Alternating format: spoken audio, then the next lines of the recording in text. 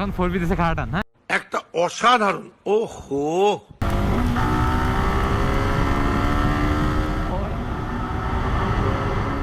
আসসালামু আলাইকুম এভরিওয়ান। আজকের দিনটা একটু কষ্টের আমার জন্য, কারণ আমি আমার গোপ্রো ম্যাক্স, এই যে দেখতে পারতেছেন গোপ্রো ম্যাক্স, এটা সেল দিয়ে দিচ্ছি। এটা ফ্রন্টে ইউজ করা হয়, আপনারা অনেক ভিডিওতে অলরেডি দেখছেন যে ফ্রন্টে থেকে মুভ করে, দেন আরও অনেক কিছু। বাট আমার সেল করতে হবে কিছু কারণে। আসলে সামটাইম আপনার নিজের ফেভারিট জিনিসগুলো আপনার সেল করা লাগে। আমার ক্ষেত্রেও সেটার ব্যতিক্রম কিছু না। আপনি বলতে পারেন মানি ইস্যু হইতে পারে, বাট না, ওরকম কিছু না। বাট এটা আমার সেল করতে হবে। বেসিক্যালি এটা আমার one of the favourite camera ছিল। এটা এমন একটা অ্যাকশন ক্যামেরা যেটা 360 ক্যাপচার করে। এটার বাজার মূল্য অলমোস্ট এখন 45-50 হাজার টাকা হবে। বাট কিছু করার নেই, এটা আমাকে সেল করতে হবে। অ্যান্ড আজকেই মনে হচ্ছে প্রথম যে কেমন জানি লাগছে। এটা 1 বছর ছিল আমার সাথে, হয়তো ইউজ করা হয়েছে কম, বাট আমি আজকে থেকে ভাবলাম যে আমি অনেক অ্যাক্সেসরিজ ইউজ করি যেগুলো আমার অপ্রয়োজনীয়, আর অপ্রয়োজনীয় জিনিসগুলো দরকার নেই, এগুলো ওয়েস্ট অফ মানি বলা যায়। কেউ এটা ইউজ করে ভালো প্রফিট পাবে বা ভালো কিছু করতে পারবে। And I think front camera আপনি 5-10 সেকেন্ডের জন্য নিজের এই ক্যামেরা খুলে লাগানো যায়, কারণ অলরেডি আমার কাছে এই যে গোপ্রো হিরো 9টা আছে, যেটা প্রায় অলমোস্ট 45 হাজার টাকা দাম হবে বা 40 হাজার। দেন এটার যে এই যে মিডিয়াম মোড, এটাই প্রায় 10,000-এর উপরে। অ্যান্ড এখানে আরও অনেক অ্যাক্সেসরিজ আছে যেগুলো মানে ওভার কস্টলি। তো যেরকম এই পিসির কথা যদি বলি, এই পিসিও প্রায় অলমোস্ট 1.5 লাখের। তো আমার কাছে কেন জানি কালকে রাত থেকে মনে হলো যে আমি এই ওভার কস্টলি যেগুলো ইউজ করি, এগুলো আসলে এইভাবে ইউজ করা ঠিক না। আমার যতটুকু প্রয়োজন ততটুকু ইউজ করতে হবে। অ্যান্ড এটা মেবি রাঙামাটির একটা ভাই কিনতেছে, তো তার জন্য বেস্ট অফ লাক। অ্যান্ড ইনশাল্লাহ আপনি ভালো প্রোডাক্টটাই পাবেন। আমি এই যে অলরেডি এই যে গোপ্রোটা, মানে যেটা গোপ্রো ম্যাক্স, যেটার নাম, অলরেডি ওয়াশ করে রাখছি। যেটা ক্যাপ পরানো আছে, দেন এই যে ব্যাটারিতে এর ভিতরে আছে, তারপরে হচ্ছে এই যে একটা গার্ড, যেটা একটা কেস বলে, দেন এর একটা ব্যাগ আছে, একটা ক্যাবেল আছে, তারপরে হচ্ছে এই যে একটা এক্সট্রা ক্যাপ আছে, দেন এটার ভিতরে একটা গ্লাস আছে। তো এগুলো সব আর কি সেল করে দিচ্ছি। নাও আপনারা সবাই বলতে পারেন যে good bye to this GoPro max. আজকে মূলত আর একটু কাজ আছে, সম্ভবত মুজিবনগর থেকে 3জন ভাই আসতেছে আমার সাথে দেখা করার জন্য। প্রিন্স ভাই আরও অনেকে আসছে দেখা করতে, তারা এখান থেকে আজকে ঘুরবে, যশোর ঘুরবে, তো তাদেরও ঘুরায় দেখাবো ইনশাল্লাহ। চলেন, অনেকক্ষণ এখানে কথা বলছি। আর একটা গুড নিউজও আছে, সেটা হচ্ছে খুব সম্ভবত আমার MX Mahin 360 যে আগের চ্যানেলটা ছিল, ওটা হয়তো ব্যাক আসতে পারে। ব্যাক আসলে সমস্যা নেই, এটাতেও আমরা ভিডিও বানাবো, ওটাতেও ভিডিও বানাবো। যাই হোক, এখন চলেন একবার মোটর ব্লগে চলে যাই। গাইজ, মুজিবনগর থেকে ভাইরা চলে আসছে, তারা পালবাড়িতে আছে। এখন পালবাড়িতে যাব, একটু লেট হয়ে গেছে। মানে আমি মানে খাওয়া শুরু করে দিয়েছিলাম একটা জায়গাতে, খিদা লাগছিল তাই। তো ভাইকে বললাম যে ভাই 20টা মিনিট আমাকে সময় দেন, আমি আসতেছি। তো ইনশাল্লাহ আমরা 20টা মিনিটের ভিতরেই পৌঁছে দেবো। তো চলেন আগে ভাইদের সাথে আপনাদের দেখা করে। তো গত দিন হয়তো আল্লাহ আমাকে একটা দোয়ার মাধ্যমে পুরো প্রাণে বাঁচাই দিছে। সেটা হচ্ছে বিসমিল্লাহি তাওয়াক্কালতু আলাল্লাহি লা হাওলা ওয়ালা কুওয়াতা ইল্লা বিল্লাহ। যখন আপনি বাইরে যাবেন বাসার, তখন এটা পড়বেন। মানে আমি আসলে টের পাইছিলাম যে ওই দিন আমার অবস্থা খারাপ হয়ে যেত, আল্লাহ মাফ করুক। তো this is a little message. আর এখন আমি যাচ্ছি হচ্ছে পালবাড়ি। Let's go. মাত্র জানেন ট্র্যাকশন কন্ট্রোলের এই যে 3 সেকেন্ড আগে ট্র্যাকশন কন্ট্রোল আমার মাত্র সেভ করলো। পিছনে ধুলা ছিল, হুট করে পিক আপ মোড়াইছিলাম। দেখি না। আসসালামু আলাইকুম ভাই, ভালো আছেন?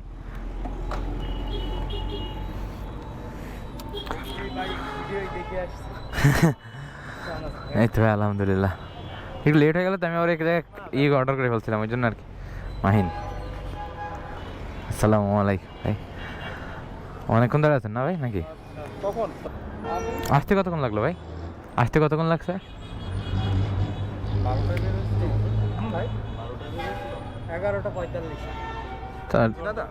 2 ঘন্টা লাগছে। তো যে ভাইটাকে দেখলেন, ওই যে থাই ভাইয়ার হচ্ছে অনেকগুলো বাইক, একসঙ্গে একটা চেঞ্জ করে এম থেকে আবার এখানে শিফট করছে CBR থেকে। তখন আমরা একটা রেস্টুরেন্টে যাবো একটু খাওয়া দাওয়া সেরে নেওয়ার জন্য। চলেন আমরা আগে খাওয়া দাওয়া সেরে ফেলি। পার্কিং, হরিবল পার্কিং আর কি। ভাই একটু প্লেস করে দেন আমাদের, এখানে একটা থাকবে। ওকে, এখানে ভালো হবে ভাই।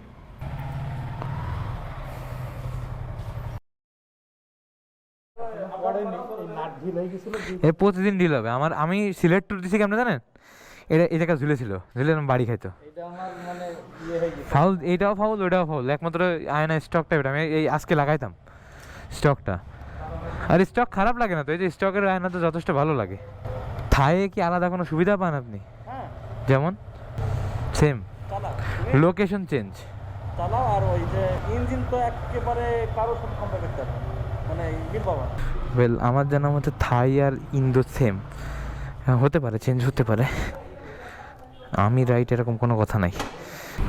তো আমরা এখন যাব এয়ারপোর্টে ভাইদের নিয়ে। অ্যাকচুয়ালি আমি ভ্লগ ওইভাবে অন করি না এই জন্য, কারণ অকওয়ার্ড ফিল হয় অনেকের, তো দ্যাটস ওয়াই আমি ভ্লগটা র্যান্ডমলি করার ট্রাই করি।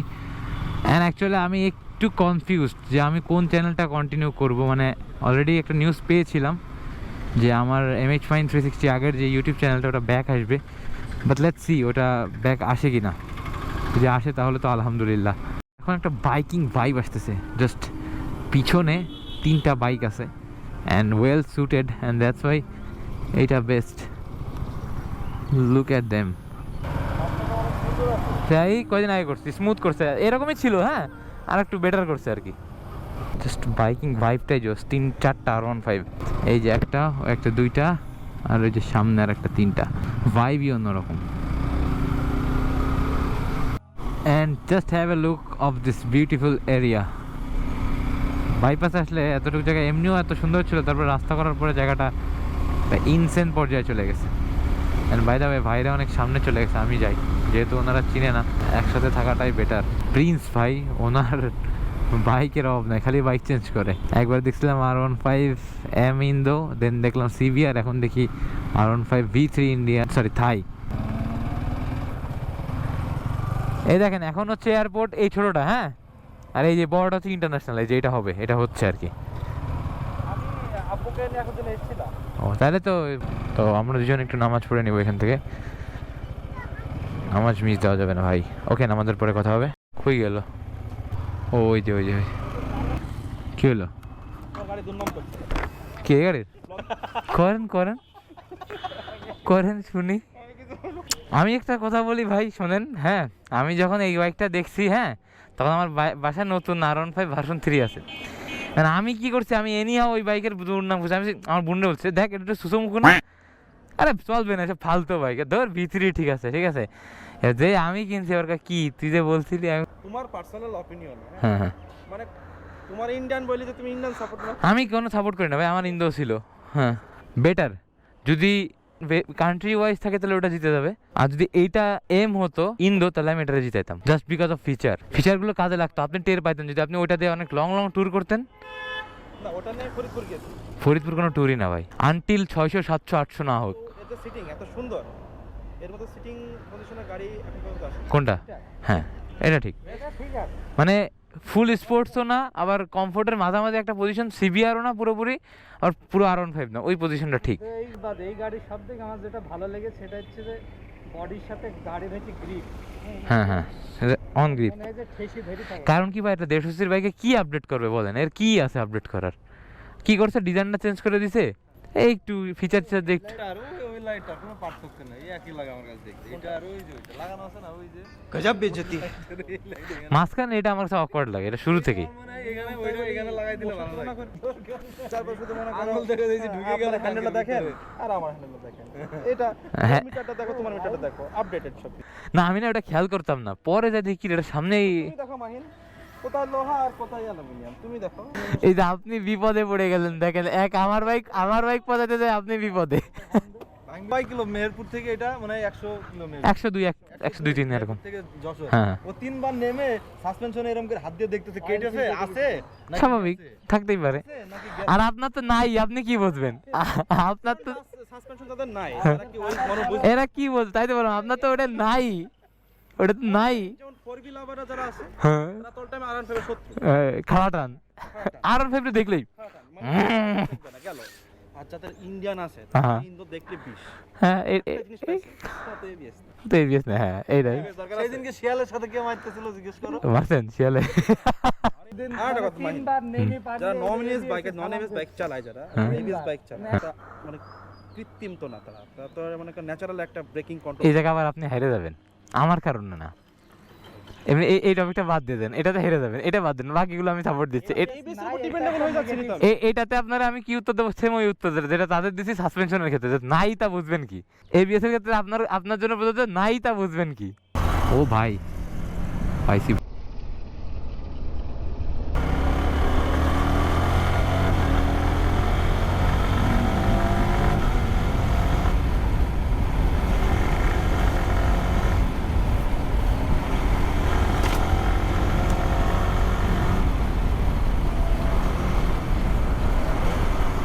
ওই যে খাড়া টানতেছে ওই দুজনে দেখে এখন 4B দিছে খাড়া টান। হ্যাঁ সালার পোলা পাইন একটা অসাধারণ ওহো ফাটাফাটি।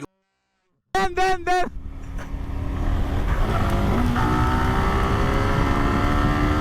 ওই ওরে আমি একটু দেখাই, ওই 4B দিয়ে কি রাস্তা কিনছে নাকি ভাই?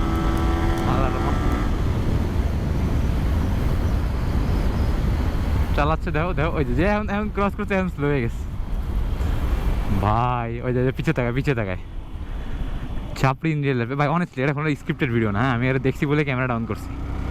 ওই যে শুরু বাউলি মারা শুরু ভাই কি রে ভাই, 4B মানে খাওয়া টান, টাইটেল 4B মানে খাওয়া টান।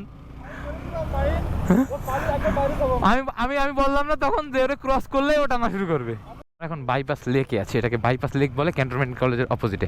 এই জায়গাটা সুন্দর ভাই, এখানে কাশফুল থাকে, যখন কাশফুলের সিজন না ফুল কাশফুলে ভরে যায়।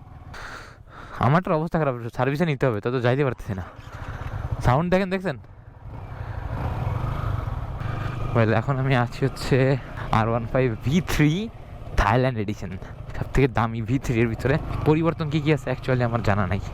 V3 একটা আলাদা ভাইব ছিল ভাই, এটা মানতেই হবে। V3 V4 two be very honest ওই ভাইবটা ক্রিয়েট করতে পারে নাই যেটা V3 করে গেছে। ট্রাস্ট মি ভাই, V3 in a another level. By the way যেটা বলতেছিলাম ভাই, যে প্রিন্স ভাইয়ের বাইকটা যে নিলাম, এমন না যে উনি V3 উনি রিসেন্ট কিনছে, উনি তাও কি সেল দিয়ে বলি, উনি R15M ইন্দোনেশিয়ান কিনছিল, সেটা সেল করছে। উনি CBR থাইল্যান্ড মেবি ওটা নিছে নতুনটা, ওইটা সেল করছে। দেন এগেন উনি আবার ভার্সন 3 থাইল্যান্ড এডিশনে গেল। মেবি ওনার কাছে এটা ফেভারিট বাইক হতে পারে, এক একজনের চয়েস এক এক রকম, এক একজনের। আমার যেরকম আপডেট হইলেই হয়েছে, আমার আসলে ওইভাবে চয়েস নাই। আর এই বাইক সম্পর্কে বলার কিছু নাই আলাদাভাবে, আলাদা কোনো সময় থাকলে বলে নিব। ইঞ্জিন হচ্ছে Euro 5 মেবি, নাকি আমার এটা মনে ভুলে যায় আমি, ওটা বাদ দিই। চলুন একটু টেস্ট রাইড দিই, আপনারা সাথে থাকেন। And I am missing the quick shifter, মানে কুইক শিফটার ইউজ করতে কুইক শিফটারটাকে অনেক মিস করি আমি। এটারে কিন্তু ABS নাই, বাট এটার ABS না থাকলেও ব্রেকিং সিস্টেম অনেক better. By the way guys, 4টা স্পোর্টস বাইকে একটা আলাদা ভাইব আসতেছে। 4টা স্পোর্টস বাইক, পিছনে 3টা, এখানে একটা। এই রাস্তা বরাবর আরও আছে, সামনে আরও সুন্দর, মানে সকালবেলায় সুন্দর লাগে, সকালবেলায় বেশি সুন্দর লাগে। চলেন দেখাচ্ছি। এটা এই রাস্তাটা না, এখানে এই কোনো ইয়া নাই। এই যে এখান থেকে হচ্ছে শুরু হয় রাস্তা। Look at the view. চিনতে পারছেন জায়গাটা? ওই যে আমার সে ভিডিও চাপড়ি বাইকার, এই যে রাস্তা। এটা সকালবেলা এত সুন্দর লাগে, এখানে ভোরে আসলে অনেক সুন্দর লাগে। একটা রেস্টুরেন্টও আছে যেখানে ছোটখাটো। এইটারে বলা হচ্ছে সেলফির মোড়, এইটার নাম হচ্ছে সেলফির মোড়। এনে ওই যে সামনে থেকে হচ্ছে আপনার কর্নারিং।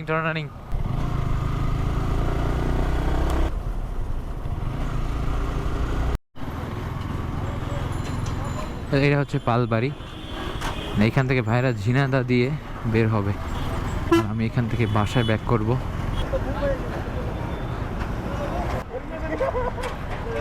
ফুয়েল সামনেই পাবেন, একটু সামনে গেলেই। আমার মতো পাড়া মেরে দেবেন, বড় বড় বাঘ বিলে সব মেরে দিলাম। ওটা মরে গেছে ভাই, জানেন যেটা নিচে পড়ছিল না, ডেড। তেল সামনে আছে, একটু সামনে। তাহলে থাকেন, দেখা হবে ইনশাল্লাহ, আমি যাবানি।